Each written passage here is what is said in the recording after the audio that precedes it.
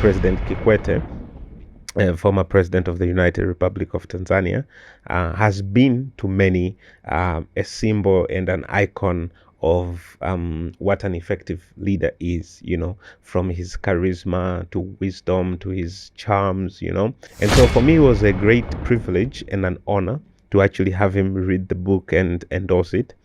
And during the launching, but today, Musa, if you find me sitting in an aircraft and we're about to fly, get down that aircraft. Don't fly with me. Why? Because you are bound for disaster. I heard about something that as a leader, you should make others do the job and take the credit. What do you think about that? Is it fact or trash? And when I was working in Malaysia, I remember there's a time I went to greet my colleague first day at work. I'm so excited, Hey, hi! I wanted to shake her hand. Yeah. She refused. I felt so bad. It's like, why? Because I'm black? You must understand that in this journey, in this leadership journey, our journeys are different. Everybody has their own journey. So my journey is not Musa's journey. So that means the pace that Musa will be traveling on is not the same with the pace that I'll be traveling on. His destination is not mine. So this helps me not to compare myself with him. So avoid comparisons. You must understand there is that, but there is also that there's no access. Today, you look at someone doing very well, you want them to mentor you, but you don't have access to that person. So there's always this, I would say, conundrum, right? There's always this thing. So how do we navigate from there? I think the best thing to understand here is people need to know why mentorship and what mentorship will bring to a success, because it's like a guide. You want to climb Mount Kilimanjaro, no matter how many times you've climbed, you need a guide. You need somebody to take you there and bring you down. You need that. So I'll quickly highlight benefit number one of mentorship. It sharpens your skills, because a mentor is someone who has been there, done that. So they know if you're running slow, they will tell you. So in essence, they are sharpening your skills. Number two, they will help you with directions. You navigate through that terrain, through that path, the trail, you get lost. Your mentor tells you, no, don't take a left, go straight. So it saves you a lot of time. Another thing is it helps you maintain focus and motivation. Sometimes, bro, the going gets tough. We've all been there. It's tough, it's difficult. But you need someone to tell you, you can do this. Come on, man, you can do this. Stay focused. Sometimes distractions come. Someone tells you, hey, focus. There's a bigger picture here, in Swahili wanasema usiteme bigiji kwa karanga za kuonjeshwa. I don't know if you put that in English, but you see, you cannot make permanent decisions for temporary situations. Essentially, that's what it means. But it also helps you become responsible and accountable. You need someone who tells you, don't do it. Don't go there. And you must be able to listen to that person. But also they provide solutions, financial solutions. They provide ideas. They provide so many connections, because these days all we want is connections, but not, So a mentor is very important. And for you to become effective in your journey, in life, in leadership, in anything that you do, you need one. It's very important, as I said, to have mentors and connections. But first, you have to be serious about it. Yes. By being serious, most of the time it means you have to put your money where your mouth is. Exactly. As Jonathan said, people came to him for him to mentor them, but they're not ready to do something to be mentored. Just a simple example, just reading a book. Someone cannot just read a book just to be mentored. And talking about that, we have an event for connections and mentorship. For people who don't know it, we have Connectors Club. We are hosting a very big event. If you want to connect with people, if you want to get mentored, first of all, buy your ticket. It's going to be on 20th July, and we're going to have Vusi Tembekwayo on the event. So just grab your tickets, grab your early bird tickets right now. They're on sale. It's not free because, as always, you have to put your money where your mouth is. But I'm sure when you come, you learn a lot about leadership, you learn a lot about networking, you learn a lot about connections, and you'll have a lot of personal connections because a lot of people are going to be there. So if you're interested in meeting like-minded people, just grab a ticket and show up at JNICC on 20th of July. So I hope, Jonathan, you're going to be there as well. I hope so. Most likely, yes, I will. Yeah. You're going to have two events. You're going to have one event at JNICC, and you're going to have a private dinner. Yeah, that dinner, I saw the dinner. Yeah. So I want to eat. So this is my special invitation for you. Oh, thank you very much. Yeah. Thank you very much. Yeah. I appreciate. Yeah.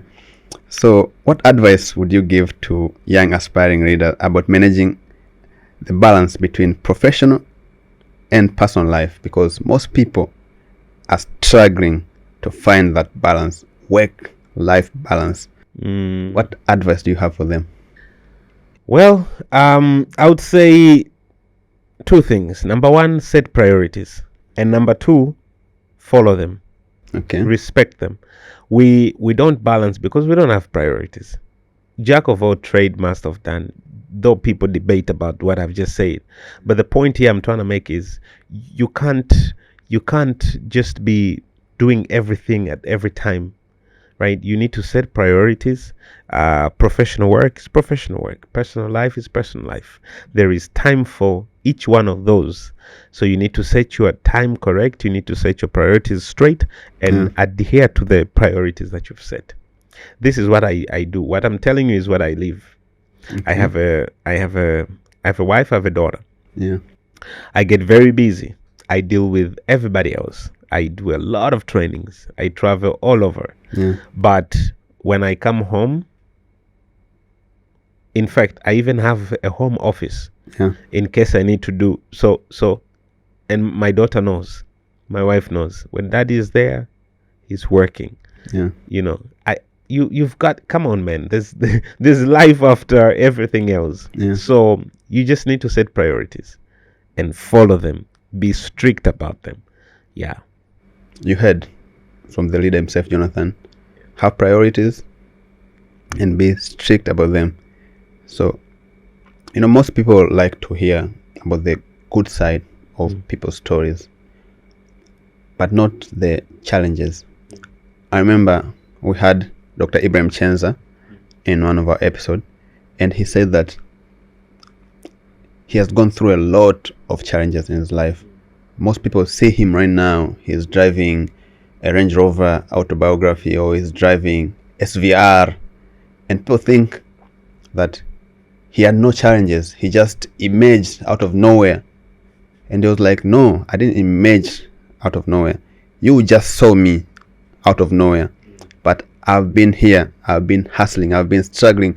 I've had a lot of challenges that most of the time I don't talk about them because people don't see them, and people don't like to see challenges. People just like to see the good stuffs, the products of the challenges. So from your experience, can you talk about a challenging situation that you faced in your leadership life, and how did you navigate it so that it can help someone who is watching right now? Yeah, that's a very good question. I always tell people want to see the glory, but they don't want the story. Yeah. And so I always believe for every testimony, there's always a trial. For every message, there's always a mess. For any glory that you see out there, there is always a story behind. And so even in the journey of leadership, it's not always been that smooth. It's been tough, it's been challenging. But I think generally what I would say is leaders need to have something I call emotional intelligence to navigate through the hurdles. And so, one of the challenges I've faced in my leadership journey is encountering people that are not emotionally sensitive. Okay. Right. And so I want to encompass this as I want to package this as emotional intelligence. So I remember there's a time I was training a company in South Africa, and there was a lady. I don't want to say where she was from, but I told her this. She was very yeah. There was no emotional connection Okay. To the people she was leading, and I told her this. I said, if you keep leading these people like this, I think I'm giving you maybe 1 year. Yeah. You will have to shut this company. And she said, why? I said, because nobody's going to work for you. She said, no, you know, you are Tanzanian. You don't. I said, listen, Yeah. it doesn't matter where I'm from. It's very simple. One, people are creatures of emotion. People are creatures of emotions. Failure to understand this is crude. People are not robots. We are emotionally beings. Of course, we have logic, but we are emotional beings. So if you touch my emotions negatively, Yeah. you're going to get a negative reaction. If you touch them positively, you're going to get a positive reaction. Same goes to customers and everybody else. Yeah. So I encountered this challenge, Yeah. and I told her that within 1 year, less than 1 year, that company shut down. Why? Because of failure to handle people's emotions. Now, allow me to go, to dive into, expand a little bit about emotional intelligence. Would you? Cool. Yeah. So, and I think this is a very sensitive topic because emotional intelligence is what we call the sine qua non of leadership. Okay. Sine qua non is a legal terminology that means without which not. You get the point? No, I don't get the point. Okay. Let me put it in a layman's term. Yeah. Emotional intelligence is absolutely necessary Yeah. for leadership. That's what it means. You can never be a leader without the highest level of emotional intelligence. Okay. You will fail. You know why? Because you're dealing with people, not cows, not robots. So when you deal with people, you have to understand that people are creatures of emotions. Even customers, when I teach about customer care, I talk about emotional connection, emotional intelligence. Very, very important, but very neglected. Now, very quickly, there are 4 elements to emotional intelligence. Many scholars and researchers have tried to break them down, but I will share 4. These are the components. Self-awareness. This is the ability of you, Musa, understanding your emotions, your strength, your weaknesses, your triggers, and the impact your emotions have on your team or others.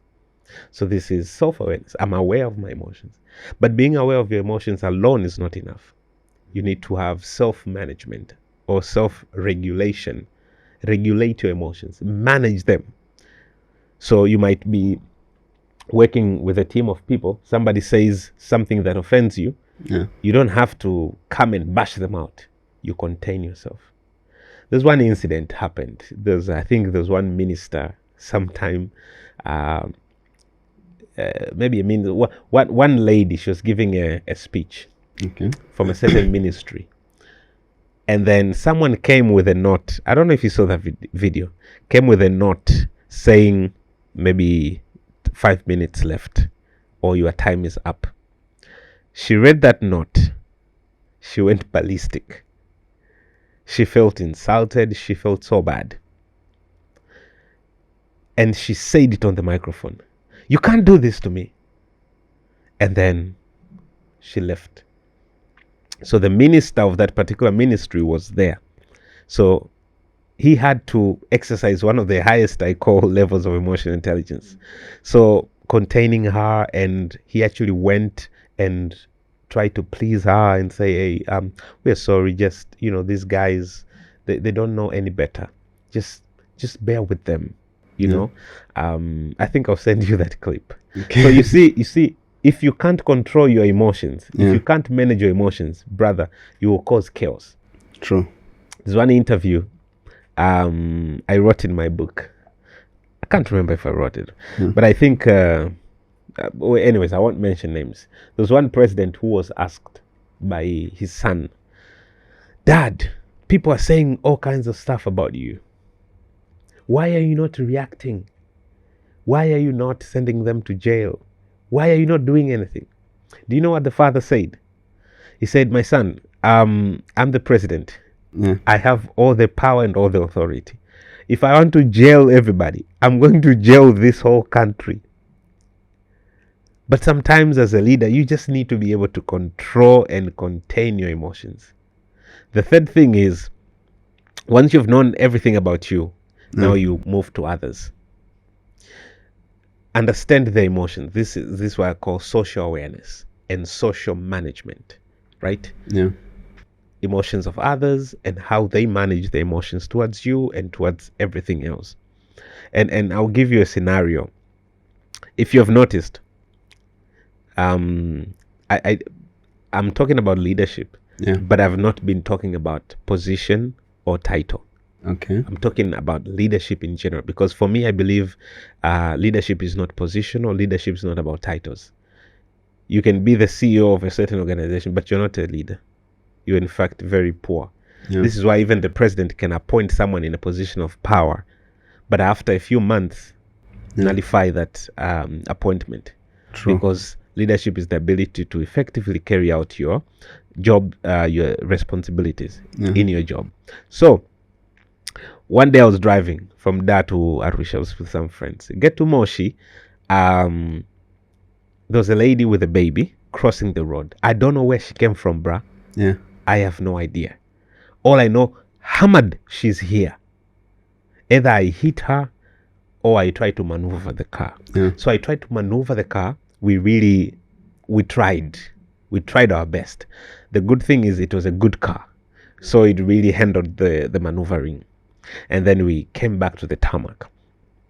Everybody else outside was like this, because they thought and knew this is a hit. How I missed her, I have no idea. And then we had two police officers in front of us. This happened right in their watch. So 4 things happened here. I was in panic. I was in shock. You know when you've missed someone, right? Exactly. You're confused. Yeah. The lady who almost got hit, she was also confused. Yeah. The masses, the people around us, they were also confused. Yeah. They were shouting, "Where? What happened? What's happening? Why are you driving like that?" And then we have the police officers. Now everybody in this situation is looking at the police officers as the leaders, right? Yeah. And then this lady comes. I parked as it is custom. I had to wind down the window. I'm panic, bruh, freaking out. You know what she said to me? And this is the greatest lesson of emotional intelligence for any leader in such a chaotic situation. She looks at me and then she says, "Wow, what a driver." The lady that you just missed? No, the police officer. Police officer, okay. Technically, you would think she would come to me and say, "Why are you driving like that?" You know the stuff, right? She says to me, "Wow, you're one of the best drivers I've seen. You are an incredible driver. Congratulations." She started clapping for me. Without your maneuvering, you would have hit this lady. Yeah. That moment, bruh, I turned from a victim, a potential criminal, to a hero. Can you imagine my emotions at that moment? she knew how to play psychologically with my emotions, because she knew I was panicked. The only way to calm this guy down, is to praise him. So she praised me, and I felt so good. And then I came down, and then now she started talking sense. She said, now, next time, be careful, 1, 2, 3. And I marked those words. And she let me go. Because she knew I was going to Arusha. I still had more than 50 kilometers to go. Anything could happen. And so this is a big lesson to leaders. When a situation happens, you need to be able to contain the emotions, because you have a long way to go. If you break everybody's emotion now, if you hurt everybody's emotions now, you may not be able to perform optimally. You may not be able to produce. There is tomorrow. So this is the greatest lesson. If you learn how to understand emotions, you become effective in your leadership. Because that's why I said emotional intelligence is the sine qua non of leadership, without which not. Absolutely necessary if you want to maneuver successful. There you have it, man. Man, that was a great story. Yeah. And from that story, I can understand that you are facing a very difficult situation, and the situation was life and death situation. You had a lot of decisions to make at that point, as you said, either to hit the lady or just go off-road or go around the lady. But you made a decision, and the decision turned out to be the right one, although you was under very big pressure. Yeah. So that just shows how great of a leader you are, because at that point you are reading a car and you are with people in the car. So normally, how do you handle decision making under very big pressures, especially when you're faced with uncertain financial situations? That's a very good question, my brother. You see, I've written my book here. Decision making, I'll call it an art. So it comprises 2 or 3 things. Number 1, you have a list of choices. Okay. Circle the best answer. Choose the best answer. Once you have chosen the best decision, it's a quality decision. You have choices. Number 1, you present choices. Number 2, you select the best choice. Number 3, select it timely. So decision making is not just the ability to make quality decisions, but to make quality decisions timely. Time is of essence, my brother, because you can make the right decision, the quality decision that you wanted to make, but wrong timing, or you've passed that time that you needed to make. So often at times I focus on these things. Just calm down, present what are the possible options. Go straight, go left, go right. Once I've picked the best of them all, I know this is my shot. I make it timely. Because with decision, I'm not saying you will always be right. There are times you'll be wrong. But when you're wrong, you have learned. You rise up and you take up the responsibility and move on. But you've got to make the decision. So time is of essence. Picking the best from the possible options is another one. The keyword here, decide and make the best decision and mind your time. Because from the story that you just gave, you made the decision to go around the lady on time. So if you're late, we would have been talking about some other stories. Maybe you wouldn't have been on this podcast today. So learn to make timely decisions. So what are your plans for the future with being a leader and your book? Since you are an author, where do you see yourself in 5 years from now? Well, they still ask those questions. Whenever I ask someone this question, I had a guest who were like, Yeah. my dad said I should not share my dreams with other people. Interesting. Well, obviously, I want to get to as many people as possible. Yeah. I want people to read this book, as many people as possible. It's on Amazon. They can buy it on Amazon. They can buy it on Lulu, lulu.com. They can buy it. They can buy an ebook on lulu.com as well. Okay. They can visit my Instagram pages, YouTube, social medias, get the numbers and purchase. But also they can get this book from a bookstore. Currently, it's at Sky City Mall, opposite Mlimani City Mall. It's called Bookworm Bookstore. So my plan is to push this book as much as possible. Probably next year, I'm going to launch another book on leadership. We'll see how it goes. But I have many books, so this is the time to launch them. Yeah. So that is one. Two, I want to keep on fulfilling my vision, keep on fulfilling my mandate, building people, equipping leaders. So I'll keep on writing, I'll keep on speaking to as many people as possible. I'll keep on building leaders. And so this I see myself doing for the next foreseeable future. Yeah. This is my mandate, this is my calling, so I'll keep doing it. Yeah. As I said, guys, go get the book. As you know, on this podcast, we always promote and we always talk about the importance of reading.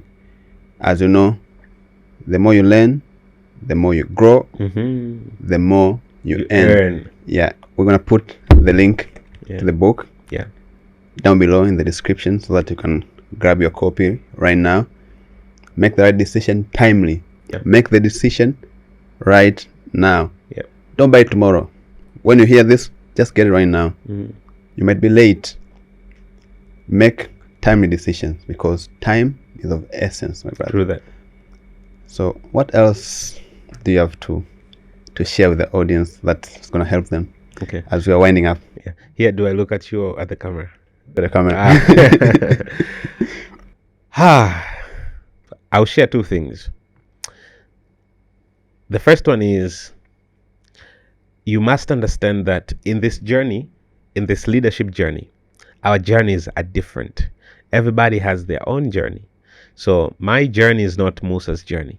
So that means the pace that Musa will be traveling on is not the same that with the pace that I'll be traveling on. His destination is not mine. So this helps me not to compare myself with him. So avoid comparisons.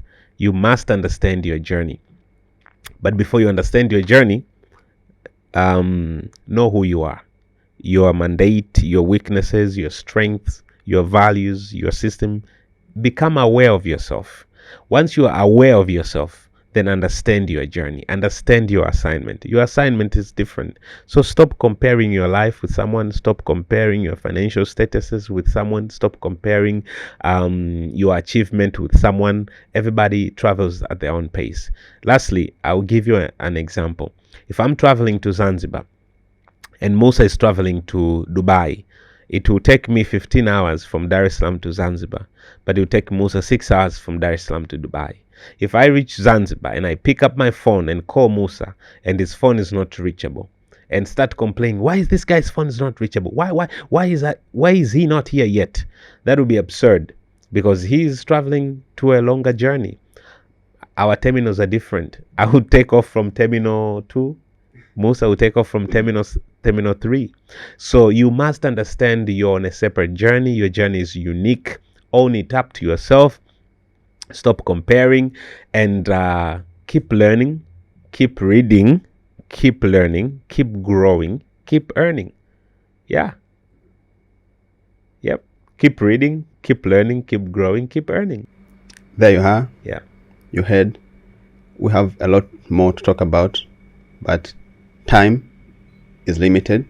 So if you want Jonathan to come here again for part 2, just comment down below the trail.